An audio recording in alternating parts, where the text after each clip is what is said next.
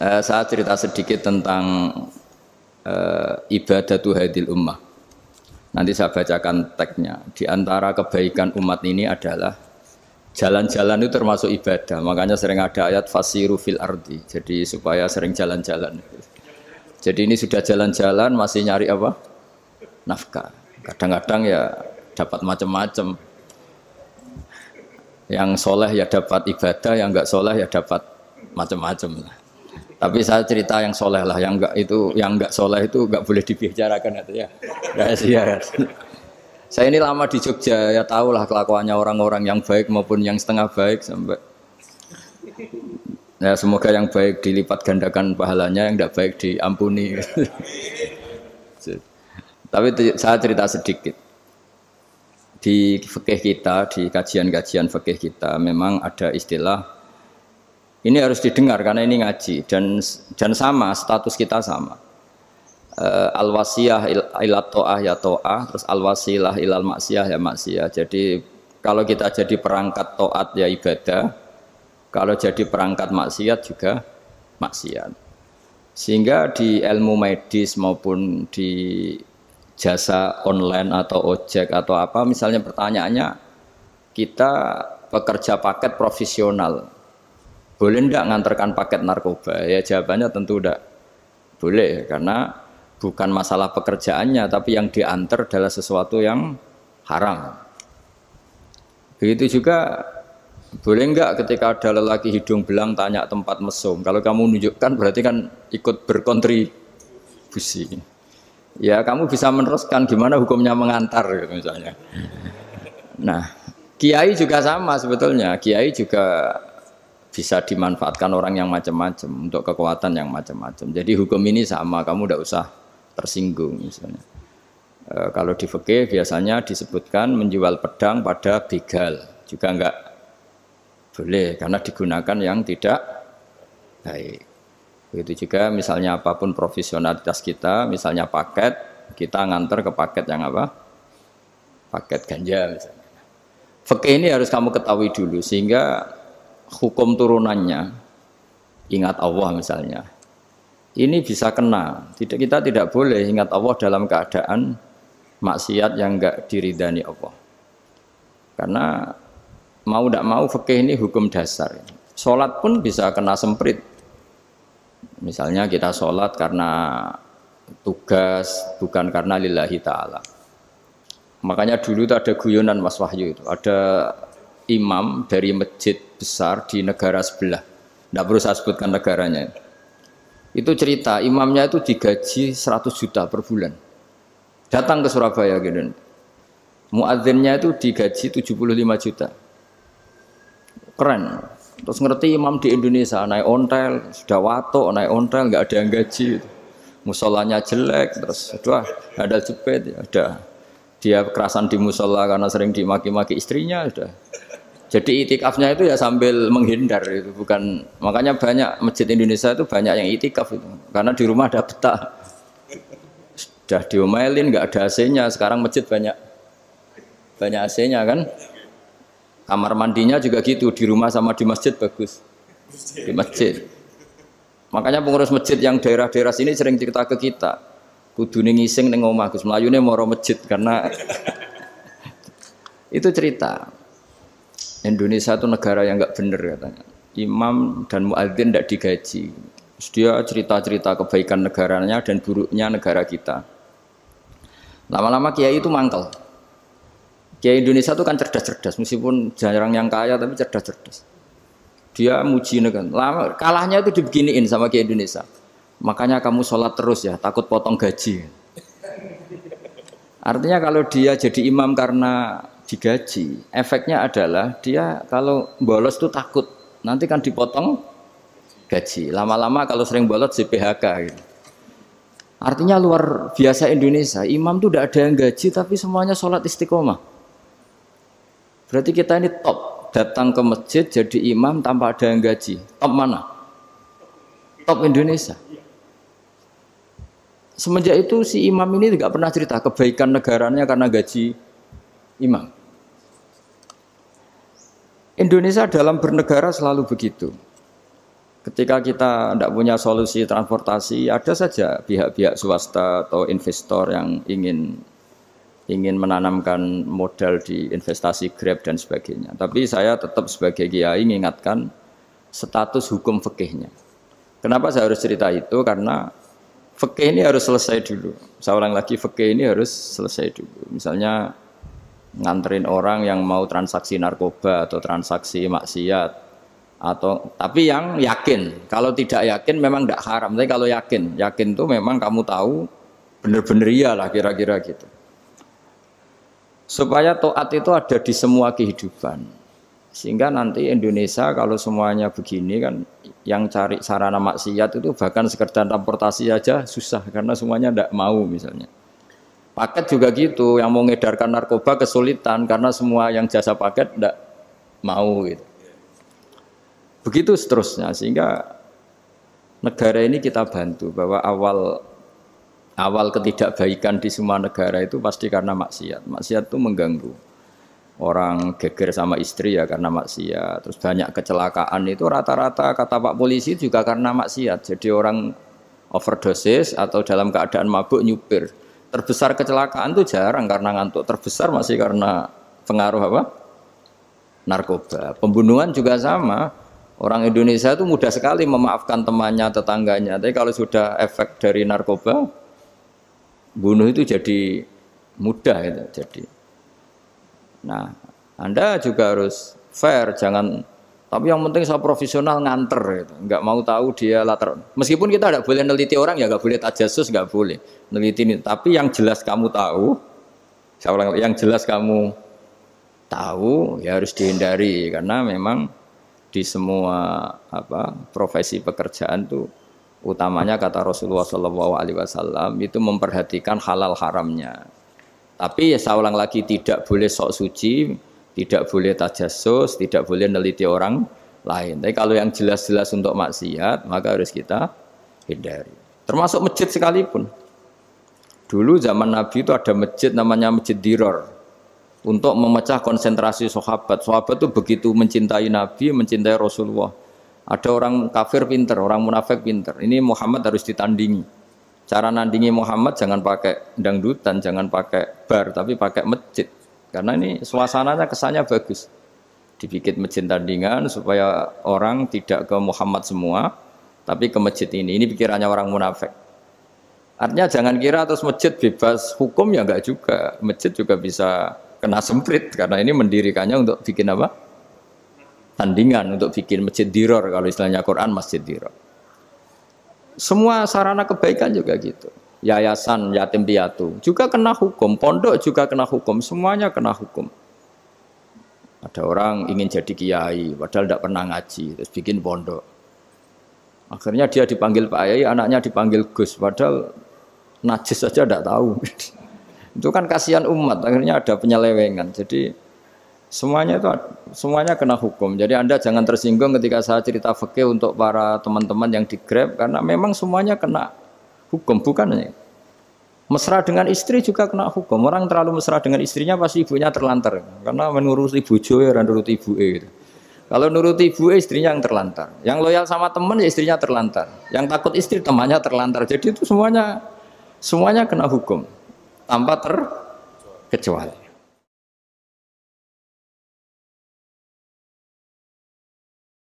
Nah, saya cerita sedikit tentang sholat karena orang-orang Grab ini banyak yang sholat, kemudian harus cepat-cepat.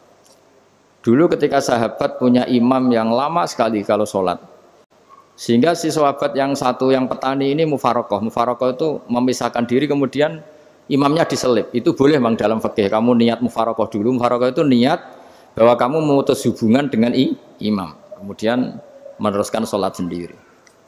Singkat cerita dua orang ini berdebat, Mu'ad sama Ar-Ra'i yang penggembala ini. Kamu munafik, sholat kok meninggalkan imam. Terus yang satu bilang, kamu keterlaluan, sholatnya lama sekali. Singkat cerita dua orang ini lapor ke Rasulullah SAW. Uniknya Nabi itu membenarkan yang petani tadi. Kamu Mu'ad, jadi masalah. Agama ini tidak boleh jadi problem. Kalau kamu ngimami orang, jangan lama-lama. Di situ ada ibu-ibu yang ditunggui anaknya yang sedang menyusu. Banyak petani yang nunggu macam-macam. Kayak pegawai POM ya ditunggu shift temannya, pegawai Indomaret juga gitu, apalagi Grab mungkin ditunggu penumpangnya macam-macam. Sehingga kebaikannya teman-teman yang kerja serabutan begini juga bergantung kebaikan imam tadi. Kalau sholat itu tidak boleh lama-lama, apalagi wiridan, sholatnya aja nggak boleh lama-lama, apalagi wiridannya. Nah, kadang-kadang orang ngira kebaikan tuh nggak ada sempritnya, ada juga. Sholat tuh ya disemprit sama Nabi, kalau terlalu lama juga disalahkan, karena nanti agama ini menjadi apa? Menjadi problematika. Nah, termasuk kebaikan kita ketika membolehkan ya atau mentoleransi atau mendukung pekerjaan mulai Grab dan lain-lain adalah agama ini rahmatan lil alamin. Dulu ada seorang sahabat tanya, ya Rasulullah, boleh enggak kita ngegeng di perapatan gitu? Kata Nabi, ya jangan kalau bisa. Tapi kita harus natahaddasannya, itu tempat kita jagungan di perapatan, di tempat-tempat umum lagi, di halte, Terus kata Nabi, enggak apa-apa, tapi fa'atut thoriq haqqaha, kamu harus memberikan hak jalan itu. Apa hak jalan itu? Satu, kamu amar ma'ruf, kalau bisa ya nahi mungkar, kemudian bikin suasana orang lainnya menjadi aman. Nah ini yang catatan. Kalau hitung saja, yang ikut Grab itu berapa ribu? Nah, ini tuh energi besar kalau di atas 100, berapa? 100 ribu. Hitung ya teman-teman di Grab, 100 ribu. 100 ribu ini kalau soleh semua, atau setengah soleh lah, kalau soleh banget keberatan ya soleh, setengah soleh. Itu ada, ini sudah saya pikir, ada kebaikan yang menyebar di seluruh Nusantara yang berjumlah 100 ribu, ini luar biasa. Ada kecelakaan dia menolong pertama, ada pemerkosaan menolong pertama, mungkin ada pencurian, ada apa. Maka kata Nabi, kamu kalau harus di jalan, itu kamu berkontribusi amar ma'ruf nahi mungkar. Saya sering ke Jogja karena saya mulai 98 di Jogja. Ya sering di terminal malam-malam. Saya ketika kecil itu sering diceritain orang nggak berani ke terminal ini banyak preman, nggak boleh ke terminal ini karena banyak preman. Ya mulai dari Sumatera, Jawa, hampir seluruh Indonesia. Kalau jam sekian sampai sekian sudah nggak berani karena banyak apa? Preman. Itu uniknya preman-preman itu selain dulu ditangani tentara dan polisi. Itu urusan negara ya kali itu, dan kita ngapresiasi. Itu hilangnya yang permanen itu bukan saja ditangani ABRI dan polisi, TNI dan polisi, tapi ditangani kultur. Banyak mulai orang soleh, santri dagangan di situ, ada ojek mangkal di situ, supir taksi mangkal di situ. Terus di sini orang-orang soleh yang menghalau ketika ada perempuan digoda atau perempuan dicopet atau apa. Terus lama-lama jadi kultur bahwa kebaikan ini dominan. Setelah kebaikan dominan ini otomatis menyingkir sedikit demi sedikit. Jadi selain negara ini harus melakukan sesuatu yang seharusnya, yaitu menjaga masyarakat dari kriminalitas, sebetulnya yang paling awet dan paling mudah dilakukan itu tadi, kebaikan harus menjadi kultur bersama. Sehingga kalau terminal kemudian ada mbak-mbak jilbaban yang dagang, terus pak-paknya soleh, ada musola yang hidup, ojeknya juga gitu, terus supir taksinya, lalu kebaikan ini menjadi nilai bersama. Saking jadi nilai bersama, ibu-ibu yang takut atas dirinya, nggak ngojek kecuali Pak ini karena terkenal amanah, nggak naksi kecuali Pak ini karena terkenal amanah. Dan kita Indonesia itu ingin seperti itu, sehingga amanah ini menjadi nilai bersama dan otomatis menjadi keamanan bersama. Corong Jawa itu tego nitipno anake karena dijamin aman, tego nitipkan istrinya juga karena dijamin aman. Nah kalau kebaikan ini juga menjadi satu nilai jual dan kita bisa mengawal secara serius, itu alhamdulillah betul. Nah dimulai dari mana? Satu, mental kita takwa.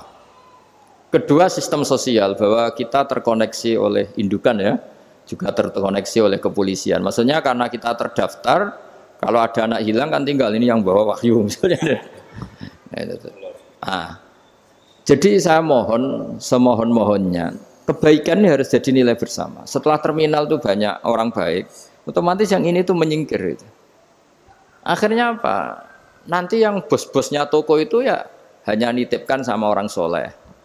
Yang mau nge-grab juga hanya titip sama yang soleh. Begitu seterusnya. Sehingga jadi siklus kebaikan yang bersama. Nah, ini yang dimaksud Quran wa tamiru bainakum bima'ruf. Iktimar itu namanya urusan bersama. Ya, saya ulang lagi ya. Jadi orang Arab kalau bilang iktimar itu urusan bersama. Sehingga bahasa Arabnya konferensi besar itu kalau di NU disebut apa? Muktamar. Muktamar itu menjadikan urusan publik dirembuk, itu namanya apa? Muktamar. Nah, di antara kebaikan yang diinginkan Islam itu wa tamiru bainakum bima'ruf. Urusan kebaikan ini menjadi urusan apa? Bersama. Ya saya contoh itu kecil saya itu mesti dikandani sama orang-orang tua, jangan di terminal ini sampai jam ini, jangan di perapatan ini ketika sudah jam begini. Tapi barokahnya orang soleh bertebaran di mana-mana itu. Yang tukang Grab ya di mana-mana, yang penjaga toko ya banyak yang soleh, yang ngojek, yang macam.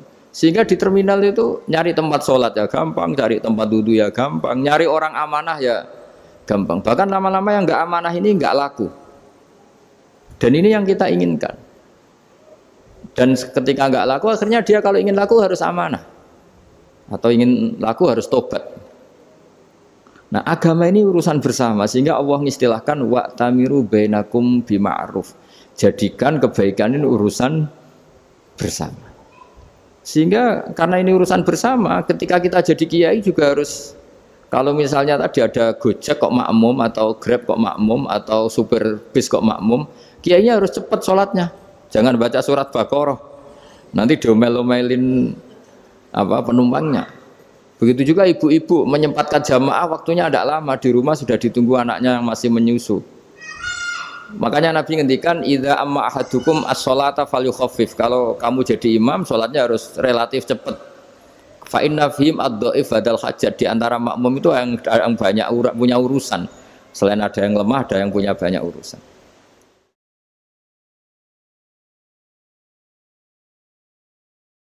Nah, terus ketiga masalah kekayaan hati. Kekayaan hati ini penting sekali karena rata-rata teman di Grab itu kan miskin lah. Tapi jangan miskin sampai miskin hati gitu.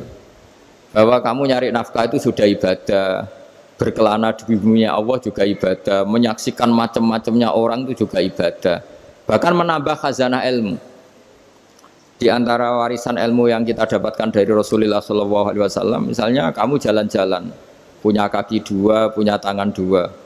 Gara-gara jalan-jalan sering ngerti orang yang buntung. Alhamdulillah meskipun saya hanya Grab masih punya kaki utuh. Terus ketemu orang buta ya gitu.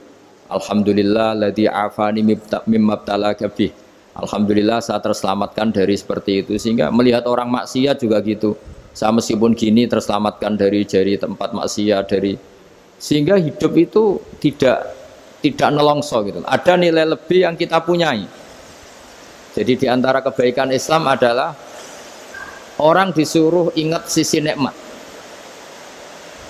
Nah, kalau nikmat itu sudah ada semua, kata Imam Ghazali, nikmat hidup.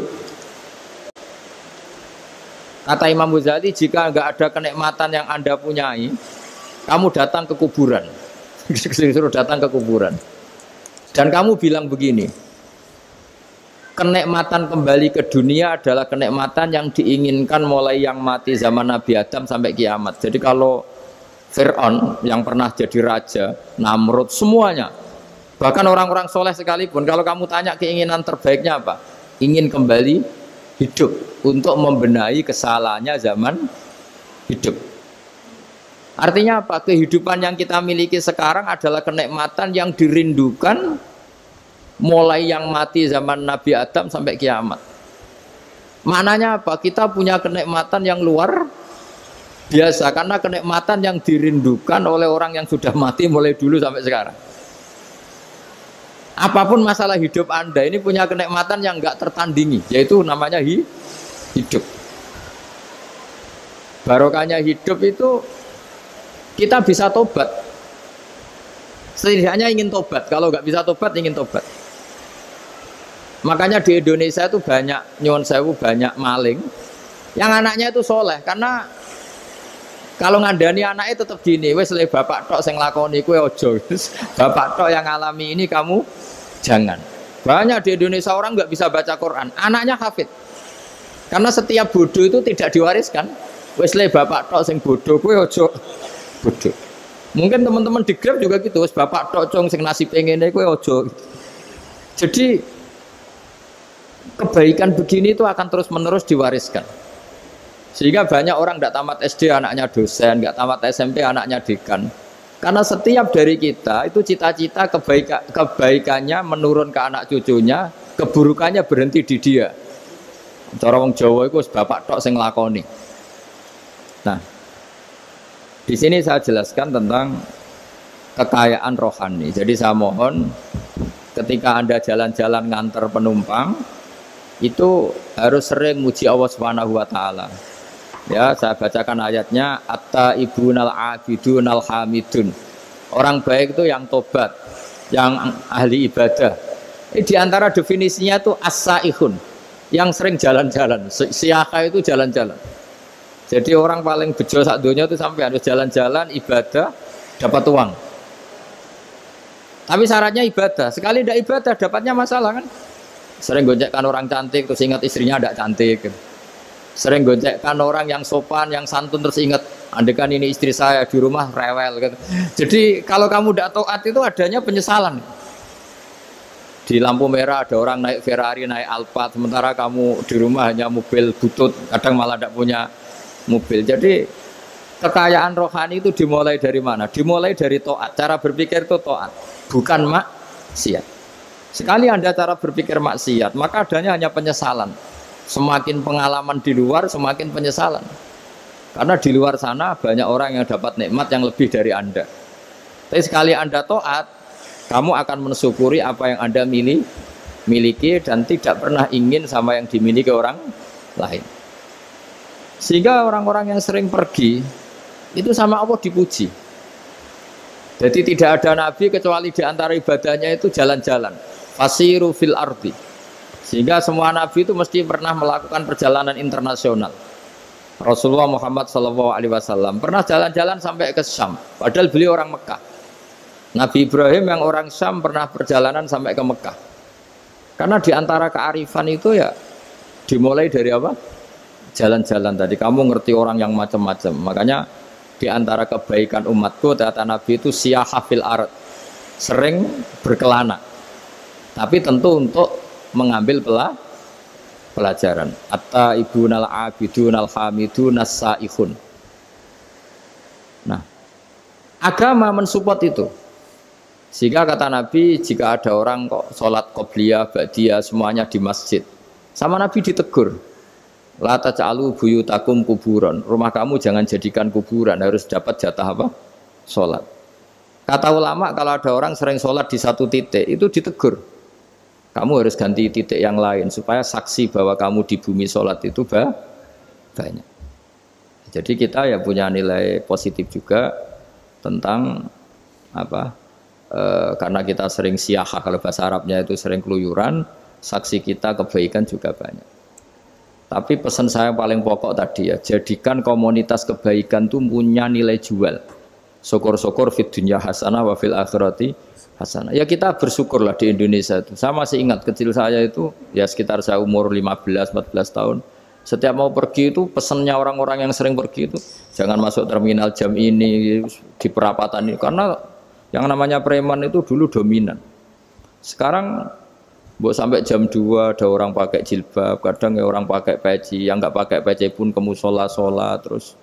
Yes, pokoknya kebaikan itu jadi komunitas dan jadi nilai jual. Bahkan tadi misalnya ibu-ibu yang pergi malam itu kan mesti ada orang-orang yang jadi langganannya karena terkenal apa? Amanah. Yang dititipi anak juga pilih orang yang terkenal apa? Amanah. Nah, nilai amanah ini harus kita jaga terus supaya kamu ya bisa bekerja, orang lain juga nyaman karena amanah tadi. Allah juga senang karena amanah itu perintahnya Allah Subhanahu wa ta'ala. Dan Indonesia harus menuju ke sana. Pemimpin juga harus gitu. Pemimpin bawaannya amanah, bawaannya apa? Yang memilih dia juga senang karena nggak malu lah. Tapi kalau kita milih ternyata yang kita pilih tahu-tahu ditangkap KPK kan ya malu gitu. Dulu kita kampanye mati-matian ternyata dia ditangkap KPK. Tapi kalau dia amanah kan ya senang. Sama kalau tukang Grab ketangkep satu karena penodaan atau karena pengkhianatan, yang malu juga semua karena kadang-kadang nanti digeneralisir seakan-akan semuanya seperti itu. Tapi dengan reputasi panjang nggak pernah terjadi apa-apa dalam Grab kan otomatis lainnya juga terangkat. Nah, ini yang dimaksud wa'tamiru bainakum bima'ruf. Jadikan kebaikan itu urusan bersama. Makanya andekan negara itu sudah mengoptimalkan polisi, TNI untuk meringkus preman, oke itu baik. Tapi ya lebih awet lagi kalau itu ditopang masyarakat. Karena yang nggak amanah terkucilkan, terus akhirnya Grabnya nggak laku, akhirnya dia dipecat, akhirnya kan yang maksiat hilang, yang kriminal hilang, yang ada hanya Grab yang baik. Begitu juga di dunia apapun. Itu yang dimaksud wa'tamiru bainakum bima'ruf. Jadikan kebaikan ini urusan bersama. Nah karena kita baik, otomatis jadi teladan yang baik bagi anak kita, istri kita, tetangga kita. Dan karena kita baik, maka terhormat. Sehingga orang melihat Grab itu simpatik, respect, karena reputasinya baik. Nah karena orang respect, tidak dicibir. Barokahnya tidak dicibir, tidak mangkel. Barokahnya tidak mangkel, tidak saling ejek, bahkan tidak saling bunuh. Coba kalau kita jelek, dicibir orang, kita dalam keadaan mabuk, tidak terkontrol, bunuh. Jadi efek dari maksiat itu begitu buruknya. Sehingga penelitian itu mengatakan kebanyakan kecelakaan ya pemicu utamanya rata-rata ya nyupir dalam keadaan mabuk.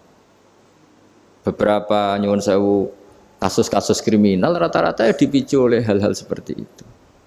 Makanya meskipun di luar saya tolong hindari narkoba, hindari hal-hal yang maksiat supaya pekerjaan Anda ini barokah.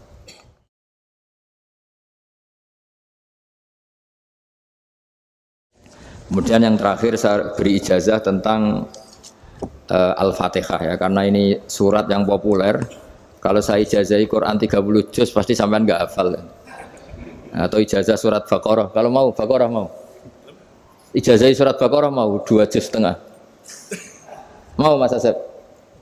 Ya Fatihah aja yang gampang ya. Nah, ya kulhu Fatihah ini paket ringan ini. Tapi pahalanya apa? Besar. Ini beda ya, artinya selama ini mungkin Anda baca tapi monoton ya. Tapi ini saya bacakan teks aslinya tentang istilahnya itu mazaya itu kelebihannya Fatihah. Saya baca Arabnya dulu, nanti ini terakhir ya, ijazah tadi kan saran-saran umum tentang sosial. Ya, pokoknya jadikan kebaikan itu punya nilai sosial yang baik lah. Jadi nanti orang yang nggak amanah nggak laku. Ya, calon bupati, gubernur, presiden yang nggak amanah juga nggak laku. Begitu juga kiai yang tidak amanah juga nggak laku. Suami yang nggak amanah juga nggak laku. Istri yang nggak amanah juga. Sehingga kebaikan ini jadi nilai sosial yang dalam tanda kutip sudah keniscayaan. Yang diinginkan Allah itu seperti itu. Bukan kebaikan yang dipaksakan karena kekuatan negara.